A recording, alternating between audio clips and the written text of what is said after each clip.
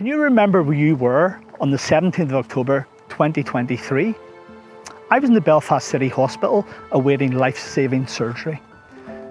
My name's Joe from Belfast. Let me tell you about that story.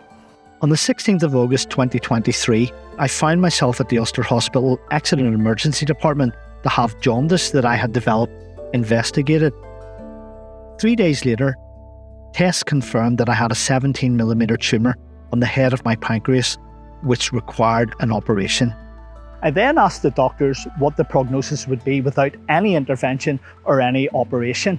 I was then told by the surgical team that without any intervention or without any operation to remove the tumour, I was possibly looking at 6 months until I had to enter into palliative care, which meant that I had 6 months to live. And what would you do with those 6 months? The statistics show that this type of tumour on the pancreas only has a 10% survival outcome in the first 12 months. This then drops in the first 5 years to 7% survival. My response to this news about the 6 months was that I brought it to the Lord in prayer. I totally surrendered to His will for the situation that I found myself in, and I knew that He was fully in control of everything that was happening. When I did surrender, a peace came upon me. I had no fear, I had no anxiety. I knew that He was in control of what I was facing and that He was bigger than what I was facing. As a small boy, my grandmother would recite John 14. She could recite the entire chapter of John 14 by memory. And when I received my diagnosis, this chapter resonated with me in a new way, especially the first 3 verses. Jesus said, "Don't let your hearts be troubled. Trust in God. Trust also in me. There is more than enough room in my Father's home. If this were not so, would I not have told you that I am going to prepare a place for you? And when everything is ready, I will come and get you, so that you will always be with me where I am. And you know the way to where I am going." In my mind, whatever was going to happen to me, I was going to be with Jesus. What happened next was the surgical team decided that they would schedule the operation on the tumour on the pancreas for the 19th of September 2023. So that operation for the 19th of September then had to be cancelled because they had found another tumour in my trachea.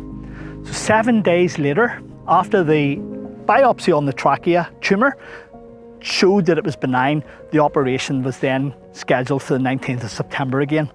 But what happened then was 1 day before the operation, they discovered that I had COVID-19, and the operation was then postponed for the next 4 weeks until the 19th of October 2023. And let me tell you how that went.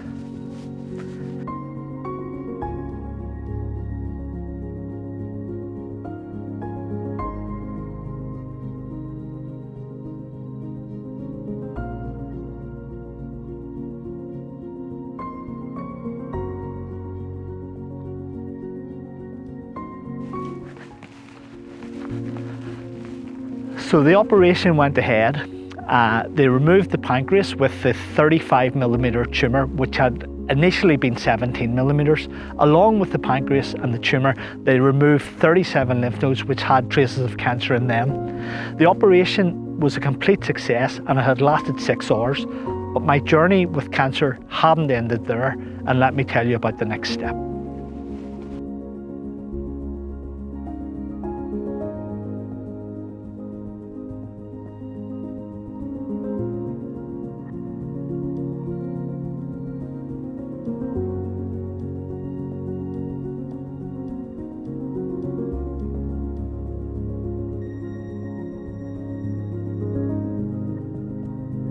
So 8 weeks after the operation, in January 2024, I was told by my doctors that the cancer was still present in my blood.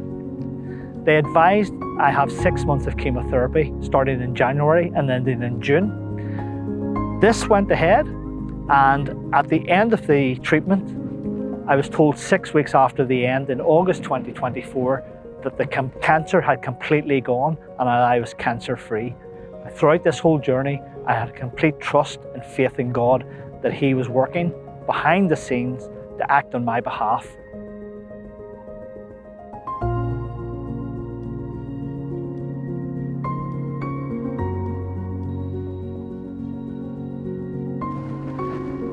So throughout this journey, I've grown closer to the Lord, and I've known His peace and presence throughout the whole experience. But there's one thing I want to leave you with today, and that's a verse from Isaiah 40.